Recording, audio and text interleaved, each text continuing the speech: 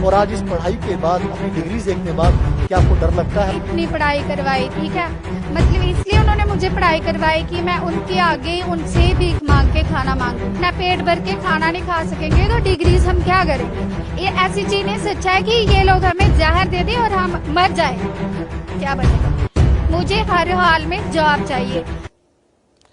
अजीब विडंबना है और दुर्भाग्यपूर्ण भी है, जहां सरकार व प्रशासन बहुत बड़े बड़े दावे करते हैं, बेटी बचाओ बेटी पढ़ाओ जैसे नारे दिए जाते हैं, मगर आज उधमपुर में एक बेटी डरी हुई है। इस समय हम उधमपुर के एक गांव में मौजूद हैं और मैं यहां पे आपसे मधु जी का तारुफ करवाना चाहूँगा, जो शारीरिक रूप से विकलांग हैं, फिजिकली चैलेंज हैं और आज ये डरी हुई हैं। डरी हुई क्यों हैं, ये शब्द मैं इसलिए इस्तेमाल कर रहा हूँ, ये जो वाक़या है मैं मधु जी से ही जानना चाहूँगा कि आखिरकार किस विषय को लेकर मधु जी डरी हुई हैं, चिंतित हैं। इन्होंने हमें बुलाया और हमसे जो अपनी व्याख्या है, जो अपनी दुखद जो इनकी जीवन श्रेणी है वो हमसे साझा भी की है। इन्हीं से मैं जानना चाहूँगा मधु जी, आज आपके अंदर डर क्यों है? जहाँ भारत के अंदर ये नारे दिए जाते हैं कि बेटी को पढ़ाया जाएगा, बचाया जाएगा, उस सबसे मजबूत लोकतंत्र में आज आप डरी हुई क्यों हैं? जी, मैं इसलिए डरी हुई हूँ, देखिए हमने पढ़ाई करी है आज जॉब पाने के लिए। ये जो क्लास 4 के फॉर्म्स जो फिल हुए थे, मतलब कि उसमें ये कह रहे हैं, JKSSB कह रहा है कि हम ग्रेजुएट को नहीं लेंगे, ठीक है। हमने पढ़ के बहुत बड़ी गलती कर दी कि हम ग्रेजुएट हो गए, हमने MA BEd कर ली कि हमें क्लास 4 की जॉब नहीं मिलेगी। क्यों नहीं मिलेगी? देखिए मैं फिजिकली चैलेंज्ड हूँ, विडो हूँ, मेरा एक छोटा सा बच्चा है, मैं मायके में रह रही हूँ, ठीक है। अगर मुझे क्लास 4 की जॉब करने में कोई वो नहीं है तो JKSSB क्यों हमें ऐसा कह रही है? हम देखिए, हमें इन्होंने बोला कि हम एफिडेविट इनको हम लिख के देंगे कि हम 10th 12th से ऊपर नहीं है, ठीक है। हम ये नहीं इनको लिख के देंगे, ये प्लीज़ हमें सुनिए समझिए, हमें जॉब चाहिए।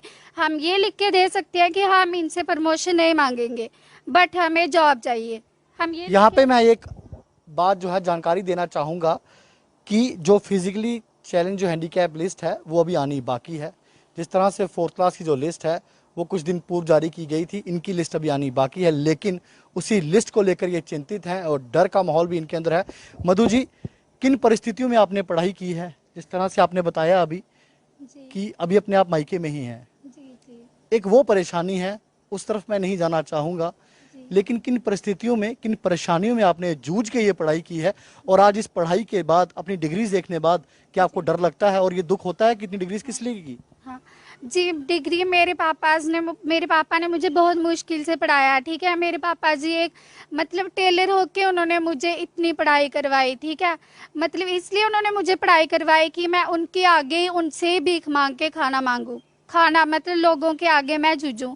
कब तक वो मेरा खर्च पूरा करेंगे, ठीक है। 65 से अब उनकी एज हो रही है, थायराइड BP शुगर 3 बीमारियों के वो पेशेंट है, लेकिन आज भी वो सिर्फ मेरे लिए काम कर रहे हैं कि वो मुझे पढ़ाएं और पढ़ने को बोलते हैं। और पढ़ के मैं क्या करूँगी जब मुझे जॉब ही नहीं मिलेगी, ठीक है। मुझे हर हाल में जॉब चाहिए। मधु जी, जिस तरह से आपने कहा कि इतनी डिग्रीज आपने की हैं, उच्च स्तरीय शिक्षा आपने हासिल की है, तो अब जो सरकार ने ये फैसला एक लिया है, कई घरों पर ये प्रहार है और मैं सबसे महत्वपूर्ण ये चीज़ बताना चाहूँगा कि पढ़ाई की ये हत्या है, मेरिट की ये हत्या है कि अगर आप पढ़ के मेरिट पे आते हैं, उसके बाद भी आपको एक एफिडेविट मांगा जाता है कि आप 12वीं कक्षा तक हैं तो आइए आपको नौकरी दी जाएगी, अन्यथा आपको नौकरी नहीं दी जाएगी। कितना बड़ा सवाल खड़ा करता है हमारी ये जो प्रणाली है, जो चयन प्रणाली है, उस पर कितना बड़ा सवाल खड़ा करता है। ये तो उनसे मतलब कि बेइंसाफी की जा रही है, ठीक है। एक तरफ ये लोग बोलते हैं कि बेटी पढ़ाओ और बेटी बचाओ, ठीक है। मतलब हमें तो पढ़ाया हमारे पेरेंट्स ने, क्या इसलिए पढ़ाया कि हमें ये बोलेंगे कि हम इनको लिख के देंगे कि हमें मतलब 10th से ऊपर नहीं है, हम 12th से ऊपर नहीं है, इसलिए क्योंकि पढ़ाई हमने की किस बात के लिए वो डिग्रीज हम रखेंगे अपने पास? मधु जी, हमारी डिग्रीज हमारे किस काम की है जबकि हमें जॉब ही नहीं मिलेगी? हम अपना पेट भर के खाना नहीं खा सकेंगे तो डिग्रीज हम क्या करेंगे? ये ऐसी चीज नहीं, सच्चा है कि ये लोग हमें जहर दे दे और हम मर जाए। ये जो दर्द ये जो बयां कर रही हैं मधु जी, शायद इस दर्द को कैमरे के माध्यम से या अपने शब्दों के व्याख्या से हम लोग आपके साथ साझा नहीं कर पाएंगे। जो परिस्थितियों में ये जी रही हैं, जिन परिस्थितियों में ये सब यहाँ पे महसूस कर रही हैं वो हम भी महसूस कर पा रहे हैं। हमें डिप्रेशन की दवाई लेना पड़ती है, रोज दूसरे तीसरे दिन सिर दर्द की गोली लेना पड़ती है, सिर्फ इसलिए कि पढ़ लिख के हमने बहुत बड़ा गुनाह कर दिया। इसीलिए जी, सवाल यही है कि आखिरकार पढ़ाई करके बच्चे का दूध तक नहीं पूरा कर सकती हूँ मैं, कैसे करूंगी? फिजिकली चैलेंज्ड हूँ, किसी के घर में बर्तन साफ करने जाऊंगी वो भी नहीं मुझे रखेगा क्योंकि बच्चा गोदी में है। बच्चे को लेके थोड़े ना कोई काम करने रख सकता है। प्राइवेट स्कूल में जाऊंगी, क्या देंगे? ज्यादा से ज्यादा 2000 दे देंगे मुझे। 2000 से मेरा क्या बनेगा? मुझे हर हाल में जॉब चाहिए। हमारी विनती है इनसे कि प्लीज हमें समझिए, सुनिए, हमें जॉब दीजिए, ऐसा मत कीजिए। जिस तरह से इन्होंने ये बताया है कि किन परिस्थितियों में जूझ कर इन्होंने शिक्षा हासिल की है, और शिक्षा इसीलिए हासिल की थी कि ये किसी के ऊपर निर्भर नहीं रहना चाहती थी, ये अपने पैरों पे खड़ा होना चाहती थी। हालांकि कुदरत ने इन्हें मार दी है, लेकिन उस कुदरत से लड़के, इस समाज से लड़के इन्होंने अपने आप को, स्वयं को इतना सक्षम किया कि ये पढ़ाई करके आज नौकरी हासिल कर सके। लेकिन फरमान जारी कर दिए जाते हैं। मधु जी, क्या सुझाव आपके पास है कि अगर 12वीं का एफिडेविट आपसे मांगा जाता है, उसके बाद किन सुझावों पे आप चाहती हैं कि जो आपकी हायर एजुकेशन क्वालिफिकेशन है उसे शामिल ना किया जाए, उसे ऐड ऑन ना किया जाए, प्रमोशंस ना दी जाए? किस तरह से सुझाव देती हैं एलजी सरकार तक, उच्च राज्यपाल तक? आप किस तरह से ये जो अपनी बात है उनके कानों में डालना चाहेंगी? देखिए, मैं तो एडमिनिस्ट्रेशन से ये बोलना चाहती हूँ कि जो भी मतलब ग्रेजुएट हैं, ये कह रहे हैं कि एफिडेविट हमें लिख के दो कि आप 10th से ऊपर नहीं हो, 12th से ऊपर नहीं हो, ठीक है? हमें ये समझे, सुने, हम ये इनको लिख कर नहीं दे सकते। हम इनको ये लिख कर दे सकते हैं कि हम 10th 12th से ऊपर हैं, लेकिन हम क्लास 4th की जॉब के लिए खुद तैयार हैं, तो इनको क्या प्रॉब्लम है?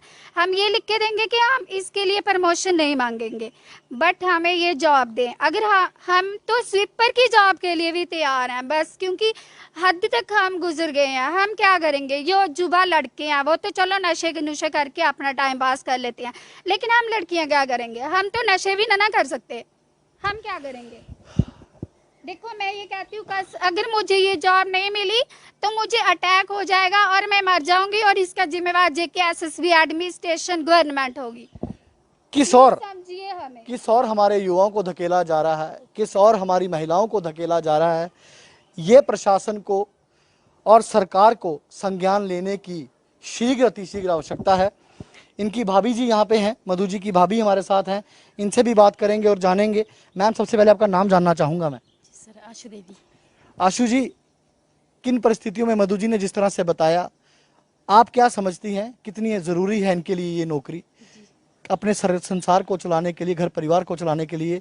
आखिरकार बेटी भी महसूस कर रही है कि शायद अब मैं मायके पे बोझ बनती जा रही हूँ। जी जी सर। तो क्या कहना चाहेंगी आप सरकार से, प्रशासन से क्या मांग करना चाहेंगी? सर, इनको जॉब मिलना चाहिए, बस जॉब होना चाहिए, इनकी नौकरी लगना चाहिए। देखिए, शायद भाभी भी इन परिस्थितियों में नहीं है कि बात कर सकें, दुख, अपना दर्द जो नहीं बयां कर पा रही हैं।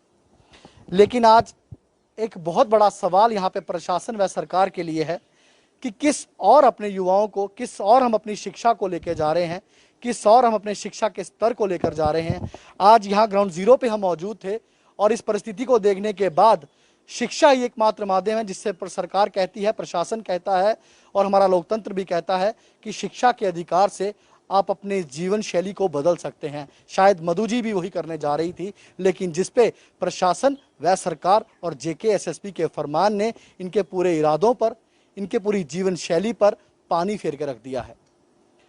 अब यहाँ पे सवाल यही बनता है, जिस तरह से सुझाव यहाँ पे लगातार आ रहे हैं, प्रशासन को और सरकार को, केंद्र शासित प्रदेश में ये सोचने की आवश्यकता है कि हम इसके स्तर को बढ़ाएं, ना कि शिक्षा के स्तर को नीचे ले जाएं, और हमारा युवा इतना विवश हो जाए उन कदमों पे चलने को, उस मार्ग पे चलने को, जहां पर जाकर फिर प्रशासन व सरकार को सोचना पड़े कि इनके जीवन के साथ खिलवाड़ किया जाए। और सबसे महत्वपूर्ण बात यहाँ पे ये बताना चाहूँगा कि मेरिट की हत्या हम नहीं होने देंगे। अगर पढ़ाई की हत्या हम नहीं होने देंगे, शिक्षा की हत्या हम नहीं होने देंगे। हम इन छात्रों के साथ खड़े हैं, हम इन युवाओं के साथ खड़े हैं, निरंतर तब तक इनके साथ खड़े रहेंगे जब तक इनका अधिकार इन्हें नहीं मिल जाता। मुझे और मेरे जर्नलिस्ट राजपाल सिंह को दीजिए इजाज़त। नमस्कार।